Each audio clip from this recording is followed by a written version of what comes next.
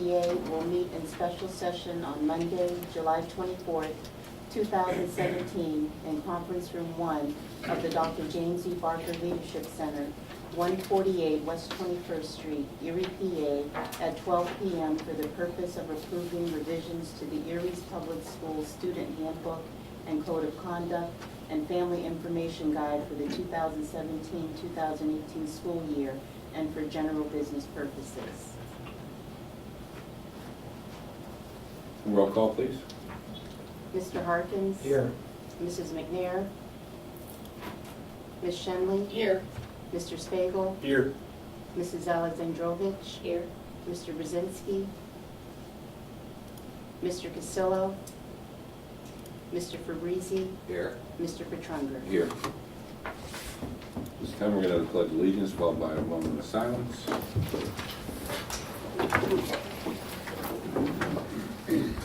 Pledge allegiance To the flag of the United States of America and to the republic for which it stands, one nation, under God, indivisible, with liberty and justice for all.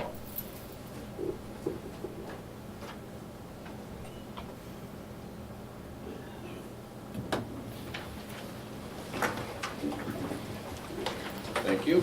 Is there any hearing of citizens? Anybody to be heard? Right here. Oh, Hi, my name's Matt McLaughlin. I'm actually a resident now of Summit Township, but I do a lot of work and have done a lot of work with the Erie City School District. At one time, I was also the chairman of the Executive Advisory Committee for Central High School. So I do have ties to this, and I'm also a 1992 graduate of Strong Vincent High School. During the last special board meeting, I sat in here and I wasn't quite exactly sure where I should speak. I thought we were going to be able to talk on each topic, which it wasn't discussed. But a contract was awarded to do the cabling up at Central High School. It was awarded to the lowest bidder after, because of an emergency situation, they eliminated the responsible contractor language. So we hired a contractor who didn't meet two of the main criteria of the responsible contractor language. King Communications does not have a state approved apprenticeship program, and they also don't adhere to the minority clause, which I know has been a big issue with the Erie City School District. The other bidder of that project was Neely Communications, who also happens to be my employer. Neely Communications has donated 25,000 feet of cable for projects in the past. They've donated labor hours to, I believe it was Piper Burley School, to help get that network back up. Also, the IBEW, the International Brotherhood of Electrical Workers, of which Neely Communications is a signatory contractor of, has volunteered numerous hours to Central High School for a lot of the tech to hall, stuff like that. I personally have been volunteering plenty of time over the last 10 years to do this. I disagree with getting rid of the responsible contractor languages, maybe portions of, so that we could speed up the process. But I also had a problem with King Communications and how they bid it. It's also my understanding that King Communications was able to eliminate some of the scope of work, so I don't think the board is getting what they initially wanted when the bid went out. So I think we need to reevaluate the responsible contractor languages and maybe just eliminate certain parts of it instead of the entire thing. That's all I have. thank you.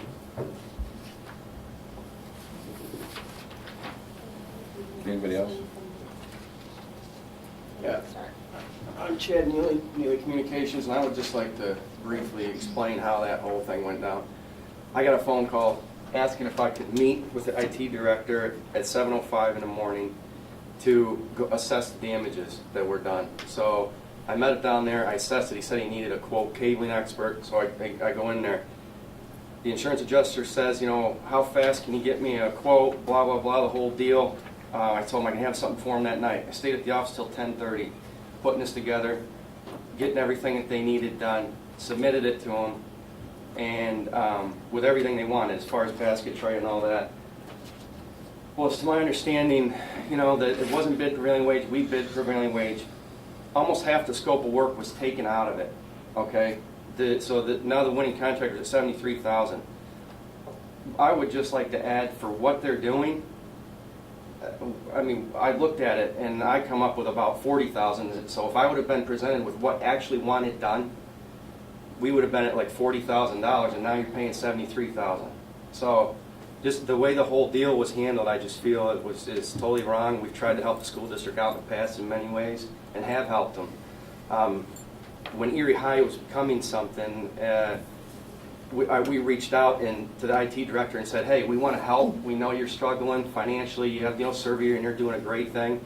So we donated 25,000 feet of copper to that school before the fire to help. We offered up man hours to go in there and help resituate cameras, get data lines ran, and I just feel like Neely Communications was done totally wrong in that whole bid process.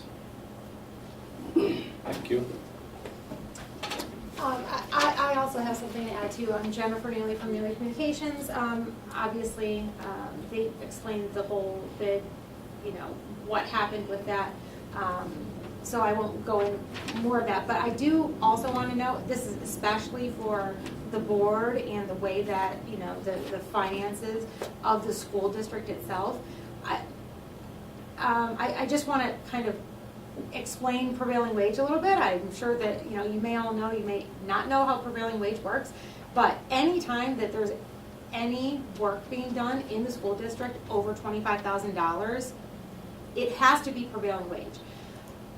Some people are under the assumption that only union contractors, they would only have to pay union contractors prevailing wage. That's not the case. It is not a union law. It's not a school district law. It's a Pennsylvania Department of Labor law. It has to be followed. It's not being followed in the past, and until everything was brought to light, it wasn't going to be followed for this project. So it just puts, not only the contractor that is not paying the prevailing wage, but it puts the school district and taxpayers in jeopardy of, fines and whatnot from the state. So I think that needs to be watched a little bit closely, because it's happening, and it would have been continuing to happen, if it wasn't brought to light on this particular project. So I just kind of want to throw that out there that, there are things that can be done when work is being completed within the school district to make sure that they're paying prevailing wage or certified payroll, that, that's your right, and, to ask the contractor to provide that information to you, because you're at risk of fines, not only them. So I just wanted to add that. Thank you. Thank you. Could I add just one quick thing? I know I've already had my chance to speak. The minority clause, the responsible contractor language, just so you know, Jen Neely is the president of Neely Communications, and Neely Communications is located in the city, their house is in the city, and they are a WBE contractor, Women Business Enterprise. Jen is the boss, for lack of a better term. So. Thank you. Yes, John.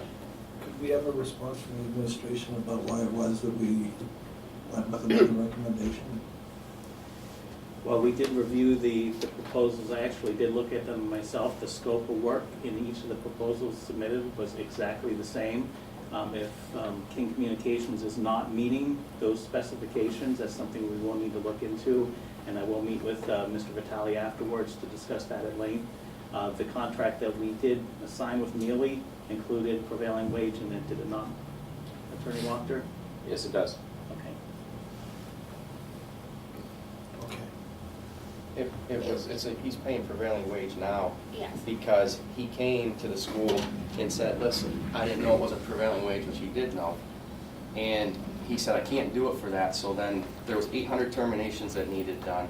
That, to my knowledge, got eliminated, and now they're just gonna clean them off. There's about 300 strands of fiber that they want to test and verify. That's been eliminated. Those are all time-consuming prevailing wage hours. That's huge. There's basket tray that needed ran. It was one of the main stipulations. They want a basket tray down the halls through the classrooms, which is knocking out a block. To my understanding, from being in there, there's one cable tray going down, and now they're branching off and running through supports. So, like I said, at the end of the day, you weren't comparing apples to apples on the quote, and now we're in the paper at $40,000 higher, and now our customers are coming to us going, well, geez, maybe, Neely's price too high. So it was all just that it was a bad deal, and the school district is not getting what was originally wanted. All right, thank you. We're gonna move on. Anybody else have anything? If not, Brian, you wanna start us off with the new business? Sure, one thing I want to point out on the new business that we did not have in the update last week is the emergency contract for the lease of temporary classroom space from William Scotsman. That came in a little later in the day, Friday afternoon. We're going to need 4 additional, or at least 4 temporary classrooms because we aren't going to be able to get those rooms up and running for the start of the school year. So we did get 3 quotes, and this is the lowest quote of the 3, and it's about $35,000. Mr. Polito, I believe we received 2 quotes. One company waived off and they were unable to bid, but that does meet the emergency contracting regulations that we attempted. Thank you. Yes, Mr. Harkins. I move we approve the new business presented in front of us. We have a motion to approve by Mr. Harkins, second by Mr. Brzezinski. Is there any discussion? Mr. Chairman, Yes. just a general question and comment. The student handbook, that several sessions that we've discussed some aspects of it, I got the feeling that the principals were heavily involved and supportive of the adjustments that we're making to it. I just would like to hear somebody say it officially in the administration. When we questioned some of the changes and the principals were referred to, I got the feeling that they were all on board and supportive. Am I correct? Yes, Mr. Harkins, after we met with the board, we went back, we met with Attorney Gornall and all of the administrators, and they hashed out all of the questions and the concerns, and then they submitted what we are submitting today. I know things change, but some of us that have been here a while accepted the changes that went the directions they once did about uniforms and the justification, and if we have to modify, I'm okay with it. I just wanted to make sure that what I was assuming was so, thank you. Yes. So, to follow up on that, I just want to be sure that collegiate is now not going to have a uniform at all. It's the same uniform that was in for the handbook. The difference between the high school is that we are accepting jeans in both high schools. So in the handbook, when you look at the dress code, the high school will be the same for both Collegiate Academy and for Erie High. And the principals at collegiate are good with that. They were in agreement, that they worked together to make that final decision. Yes. No one else has Well, a... I guess, what else on the remediation services amendment? What's going on with that? So there were a couple areas of the building that BMSCAT could not get into because of the holdup with the insurance company. So part of this is waiving the liquidating damages because of that. It's not, and really the contract reads that if it's not their fault, that they don't apply, but this just formalizes that. In addition, as they've been going through and doing the hookups for the electrical, and looking at some of the asbestos removal, some of those costs were more expensive than they anticipated. So it just indicates that those are some additional things that were included in the contract that were outside the original scope. And they are going to be sending us a change order here shortly for that. All those additional costs were pre-approved by the insurance company. So again, this is just adjusting that up for the additional costs. Good with that, Tom? Yes. Roll call, please. Just for clarification, I have to go back in later to change that Mr. Brzezinski made the second. Yes. Because he wasn't here when we did the initial roll Right. call, so that's why it's appearing as it is. Yes. Mr. Harkins? Yes. Ms. Shenley? Yes. Mr. Spavel? Yes. Mrs. Alexandrovich? Yes. Mr. Brzezinski? Yes. Mr. Fabrizi? Yes. Mr. Bertrand? Yes.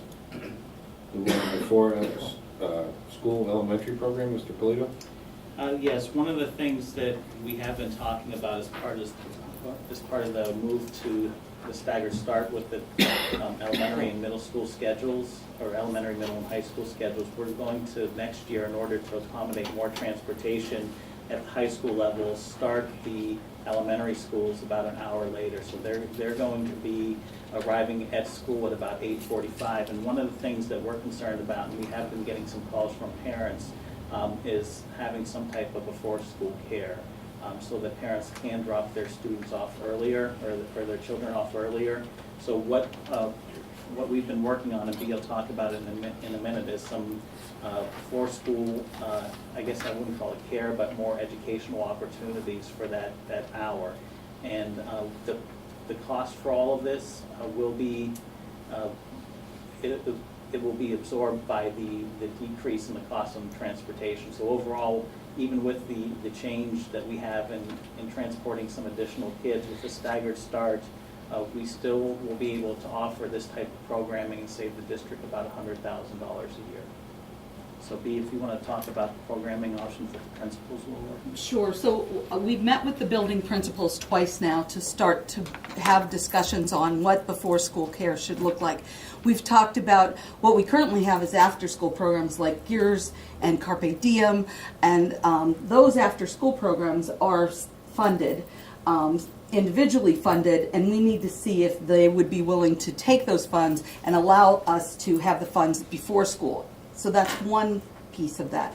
But then we also want to look at our families to support them if they need to drop off their children ahead of time. So Ms. Sutton has been working with the principals extensively on getting ideas, generating ideas on how to support families with that. Did you want to speak to that at all? Sure. First of all, I think just really briefly, what in the long term we're really excited about is the possibility to extend the school day in some way for educational opportunities for students. So when we think about that hour and 20 minutes that we'll be able to support children in addition to their regular school time for things like homework help or support, independent reading time, which we see sometimes children at the elementary level don't do that as much as we want them to at home. They have different access across the district to text in their home. So long term, we feel like it's really exciting. And in the immediate future, we feel like, as Bea mentioned, we'll work with our current programming to see who can switch that to the morning. So we're having before school programming in some cases, perhaps, instead of after school programming. When you think about it, if we end at 6:30 p.m., that's a really long time for a little kiddo. And we really want first graders going home at 6:30 p.m. At the end of the day when we have so much of our daylight is over by then for much of our school year. So things like that will continue to work out. The other thing that we're really mindful of is that we don't want to undercut our daycare providers, right? And so we want families to reach out to those daycare providers and see if they can provide care for the children before school. Along with all of that, so kind of juggling all of those plates in the air, who are our service providers that can be do before school? What can the local daycares and support agencies provide for children? And then where do we fit in? So we will have staffing in the building based on need from 7:40 if parents need it through to that 9:20 hour when school will start for children. And Brian's been really flexible and Bea in saying that we will set a plan in place. So maybe it's 2 teachers and 1 teacher's aide to start with. And then we need to be flexible with numbers. So the building principals have asked that the parent and family phone calls go directly to the school. We said we would take those calls down there, and they said, no, we want them because they want to know a tentative number of folks who need that kind of support. Again, we're saying, work-related conflict at that hour of the morning. So those calls are going to the schools.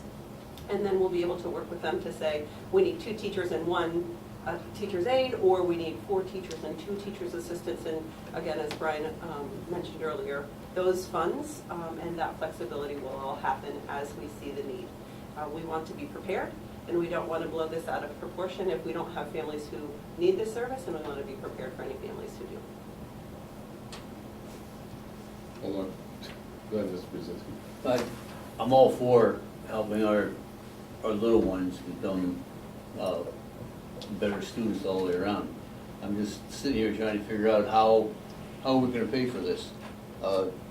If parents opt to take that morning program, Does that mean that they no longer can take the bus? That's correct. Well, if they, Then what? we're not gonna provide transportation. Okay, to so the mama center loses point. her job and then now this little guy's gotta get on a bus, or he can't? See my point? It is an option, as I understand it. Right. He can either go on the bus and get there at the regular assigned time, or if there's parental conflict because of work time, scheduling time, they could drop them off at their own Exactly. rates. But how are we gonna figure out how to pay for it if we don't know for sure? Well, we're When we can have numbers, I guess. So we're gonna be flexible to start. We were talking about having at least one aide and one teacher to start out, and then depending on need, add an additional teacher to do that. I just heard you say you're gonna save 100,000. Right. I'd like to So know where that's coming from. So the savings from the transportation move with the move away from first students to EMTA and with the staggered start, we're gonna save over $200,000 on our transportation contracts this coming year. So this proposal here will cost about $120,000 a year, so we're still saving over $100,000 overall with this program and the switch to transportation. Okay. But just for clarification, say a young family has the dad working full-time and mom's working Tuesdays and Thursdays. Can they opt for the early program on Tuesdays and Thursdays and take the bus on Monday, Wednesday, Friday? Yes, we're We'll hoping. have that flexibility. And we're just asking for folks to register their children prior to the school year with the school so that we can anticipate. And yes, if we need different staffing on Monday, Wednesday, Friday, then we'll have time to figure that in. And if we don't, then we'll have even I have consistent confidence staffing. in you, my dear. Thanks. Mr. President. Thank Hold on you. one second, Ms. Stepman wanted to speak.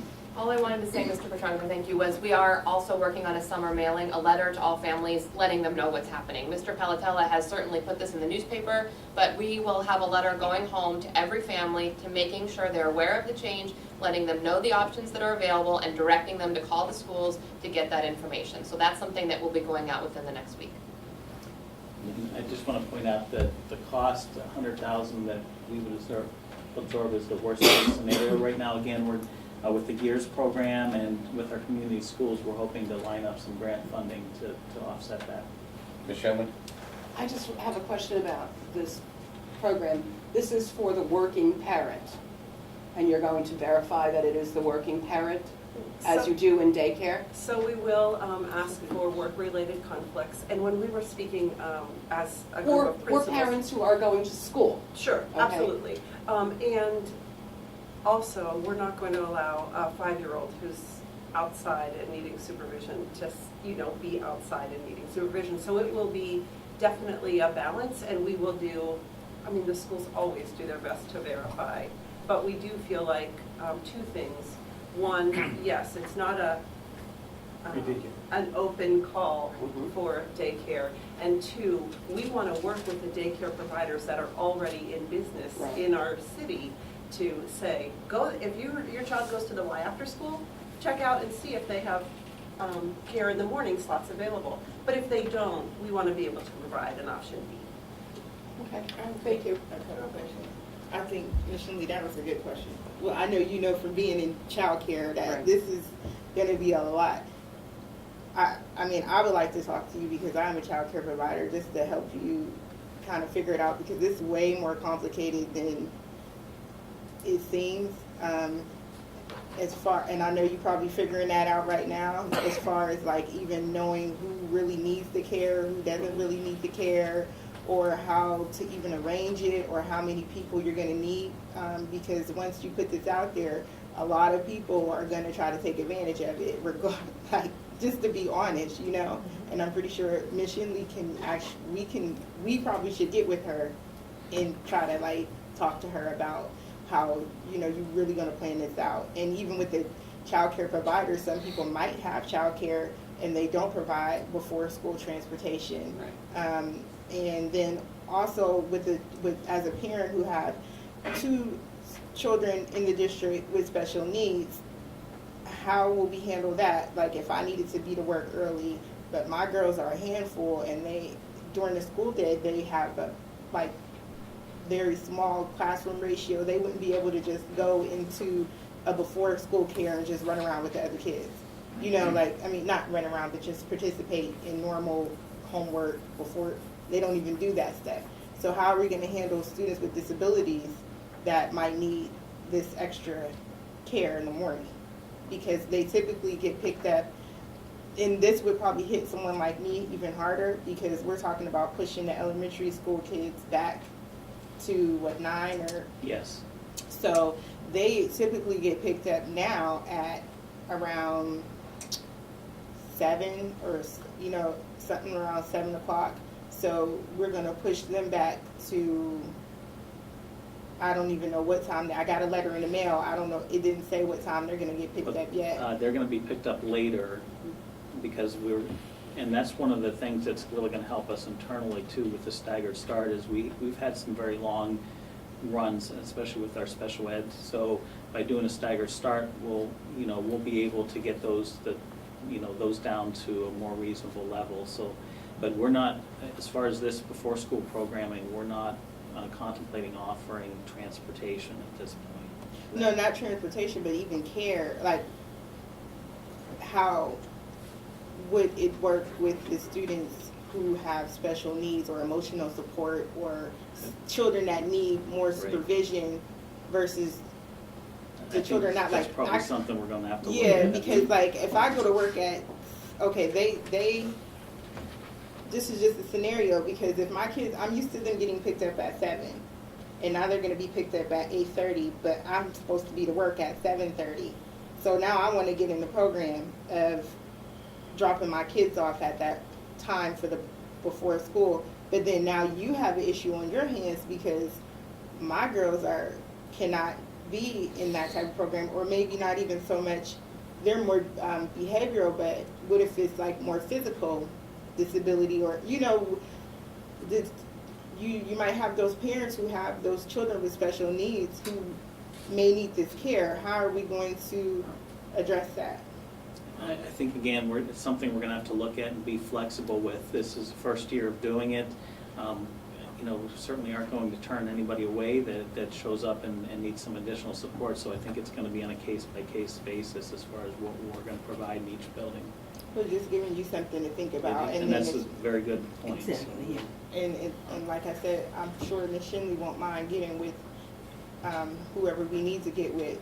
I'm sorry, I'm just volunteering. No, that's okay. I did 13 years I'm in that. just trying to help, because it's going to be hard, because it's hard for the daycare providers that I know now to even, staff people that early or whatever, and, it's something to think about. And our hope is, I'm sorry. Our hope would be that we are working on that now, and we have a good month to really get some of the kinks out so that we're ready and we're prepared to support our families. Mr. President, I have one more question. Okay, for Mrs. Sutton or the superintendent.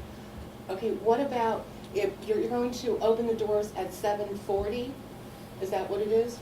Okay, 20 minutes to 8, and then their actual starting time is 9:20. Are we going to have any kind of snacks for them? Yes. Thank you, because that's a long time for a little kid not to eat, and especially if they have to leave at 7:15 or 7:30 to get there. Okay, so they'll have like juice and a Some snack. small snack. A small snack. Yep, the building principals are really careful in letting us all hear that they love breakfast in the classroom, want to keep breakfast in the classroom as a community building exercise as well as nutrition, and so ask for the same thing, just to make sure that we're all thinking about a snack of some kind. That's what I was going to say. Yeah. That they will have their full breakfast in the classroom, but they'll have a snack prior to. Good, thank you. All I want to say is I want to commend the administration and the staff for thinking about this, that there's, parents that are going to be in this position, and that you thought ahead and you're developing something that's going to be good for the kids that are being put in that position. So I just wanted to thank everybody for thinking this way. That's all. Okay, thank you. We'll move on to disposition of vacant properties. Yes, I have Randy here. I thought it'd be a good idea, since we had you here, to give a little update on where we are with the properties. And the other thing that we do want to discuss today is the possibility of contracting with with a realtor to help us sell these properties. The Erie County Redevelopment Authority has been helping us out, but they did recommend that we do that. And so we've been working with Mr. Brzezinski. He's been kind enough to lend us his real estate skills here to work through possibly doing a RFP, sending it out to some of the commercial real estate agents and getting somebody on board to help us out. So before we discuss that, I just wanted Randy to kind of give an update on some of the interest that we've had in the properties. So with the district's latest reconfiguration, there's 6 different properties which the district is looking to get off the property rolls. Emerson Gridley, Wayne, Roosevelt, Irving, Burton, and the old Central Kitchen. An update on Roosevelt, we looked, currently Roosevelt, the school and Ainsworth Field is listed as one parcel, so we've started the paperwork to subdivide that into 2 separate properties. And Irving. What's that? Irving. Irving, we have to look at that one also too. Right now it's listed as one parcel, the baseball field and the school. Softball fields. Yeah. That are included. Yes. We've had, just in the last month or two, we've had about 15 to 20 different individuals and groups that have shown interest in the properties. At this time, Eric Siebert and Ray Zemchek have been playing real estate agent and walking the different interested parties through the facilities. We've been providing blueprints that we have or any other information that we have on the buildings. The biggest interest level seems to be with Burton and the old Central Kitchen. Those 2 seem to be drawing the most interest right now. We've also gotten calls from several different real estate brokers that want to be involved in it, involved in the process, and that's, like Brian said, we're in the process of putting together an RFP to select the best agent for this as we move forward.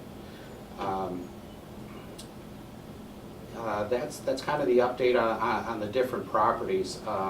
One concern, though, that we do have, which is going to lead us into the next portion of discussion, is that we've received word that the assessment board is throwing around the ideas, thinking about taxing properties that were previously listed as tax exempt and are currently vacant.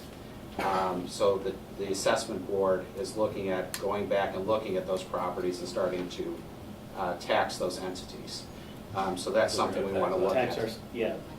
So we're going to take it out of one pocket and put it in another for the school taxes, and then we'd have to pay the city and county for their portion.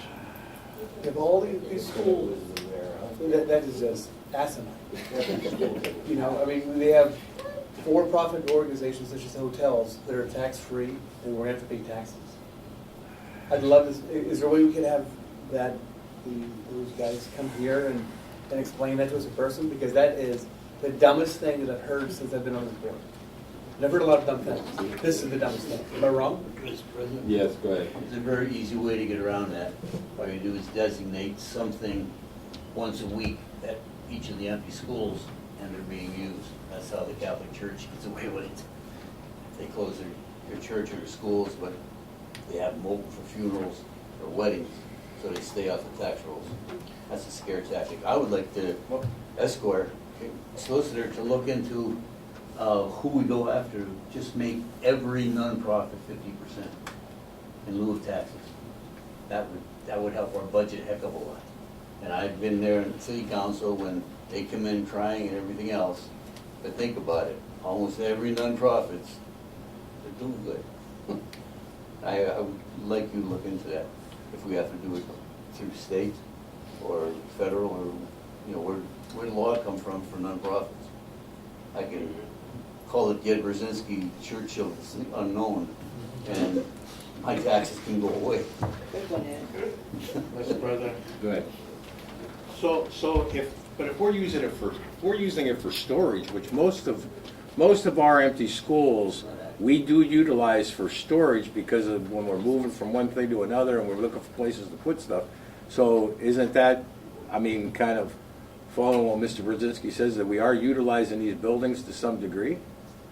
Mr. President, if I may. Go ahead. I've already expressed my reservations and objections with the assessment board regarding this matter. I recognize what Mr. Brzezinski is saying regarding the use of the facilities. I recognize what Mr. Fabrizi is saying regarding the use of the facilities. We do have active uses of these facilities. We have intentions to utilize them as potential swing space in the event that it's necessary. We have active utilization of these as central logistics hubs as we're moving stuff and materials around the district.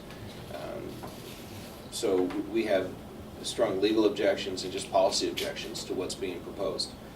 My understanding is that the assessment board has a meeting on August 14th, and that they will be considering whether to send a letter to school districts requesting us to advise them as to how we're using the properties that would maintain the tax exempt status on those properties. And then my understanding is in the future they will make the decision as to whether to tax, whether as a policy they want to tax vacant school properties, and then they get into the specifics as to which specific properties they wanted to tax. So we have a little bit of time before we have to substantively respond to this. We wanted you to be aware of it, however, and we'll keep you abreast as it continues to develop. Mr. President? Yes. The other question is that also, I'd like to know, like, what other nonprofit empty buildings are there that they're trying to raise revenue from? I mean, so that we have an idea of, I mean, it sounds like he said, I mean, it sounds ridiculous. And if they're only gearing towards those school buildings, and that's what sparked the idea, it is absolutely ridiculous. But if there may be other entities that are dealing in a way that should be looked at, I can understand that. I'd just like to have that known. It's my understanding, based on my conversations with the solicitor for the assessment board, that they're specifically looking at vacant school properties. It's not specifically for the city of Erie, it's county-wide. I share many of your concerns regarding how wise the public policy is. Thank you. Before we go into any other matter, we are going to have an executive session. We won't adjourn from here. We're going to move to room 3. We'll adjourn from there, but if anybody else have anything before we go? If not, we're going to take a 10-minute. Just real quick on the Serve Erie, I mean, I know when I went through there, I was just very, very impressed. You know, going in the bathrooms, they now have stalls. That sounds crazy, you know.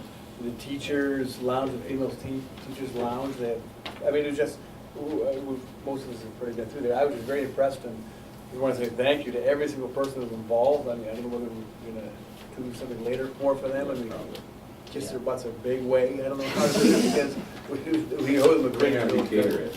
There we go. Yeah. But I was very, very impressed with the quality and the quantity of work that was accomplished. So thank you to whoever was involved with that. It was an amazing weekend. It was great to be up there in the mornings and just see the turnout from the community. And it was kind of like a homecoming. You see people up there you haven't seen in years, just working side by side, trying to make that building better. So it's wonderful. Mr. President, are we going to do anything for these folks? They came here and told us a lot of things. What's going on? Are you just going to wave goodbye to them and say, hey, the other people got it? Or where do we go from here, I want to know. You're going to meet with them and find out what they're saying is actually the truth? I mean, we had $1.5 million difference on the last bid, and I had real problems with it.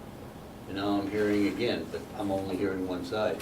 So I would like to know everything. They sound pretty believable to me.